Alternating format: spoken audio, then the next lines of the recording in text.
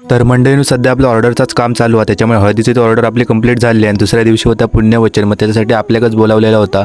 मग तयारी वगैरे करून आम्ही नवऱ्याच्या घराकडे पोहोचलो आणि तुम्ही बघू शकता. नंतर मग थोड्याच वेळात भटजी काकांनी सगळे आपले विधी वगैरे पूर्ण करून घेतले आणि मस्तच कार्यक्रम झालो. एकच नंबर मजा आली. आम्ही फोटो वगैरे पण खूप काढला. त्याच्यानंतर मग आपल्या घरात जायचं होतं, तर समोरच विठ्ठल रखुमाईचं मंदिर होतं. मग ते पाया पडला आणि थोड्याच वेळात मग सगळं सामान भरला गाडीत आणि जाऊन निघाला घरात.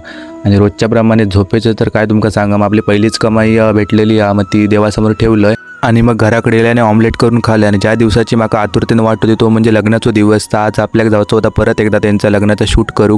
तर मग थोड्याच वेळा स्टॉपजवळ दिलं आहे, पण आपल्या गाडी चुकली त्याच्यामुळे भाव सोडू केलो. मग घरकर काकांच्या घराकडे गेलं, नाश्ता वगैरे केलं आहे, सगळी पाण्याची बॉटल वगैरे घेतलं आणि सगळं आधी बघितलं व्यवस्थित घेतलं की नाही, कारण पुढे गेल्यावर काय आपल्याला प्रॉब्लेम नको.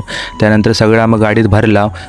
आणि तुम्ही म्हणशाल नक्की लग्न आहे हा काय, तर लग्न राजापूरमधनं पुढे म्हणजे राजापूरमधून 40 किलोमीटर आतमध्ये पाचल गाव आहे, तर आपल्याला जायचं होतं. तर तर मी काय कधी गेलं आहे ना, तर आतमध्ये लय गाव लागले, केळवण वगैरे लागले. तर आपण हे बघा राजापूर ब्रिजच्या खाली येऊन पोचलेला आणि नॉनस्टॉप आपण 3 तास प्रवास करत होतो, त्याच्यामुळे धमाक तर खूप झाला. मग त्यानंतर येऊन आपण लोकेशनवर पोचला आणि जाऊक निघाला आणि मग मंडपात लावतं सगळे नातेवाईक वगैरे त्यांचे इल्ले गावकऱ्यांनी जमलेले.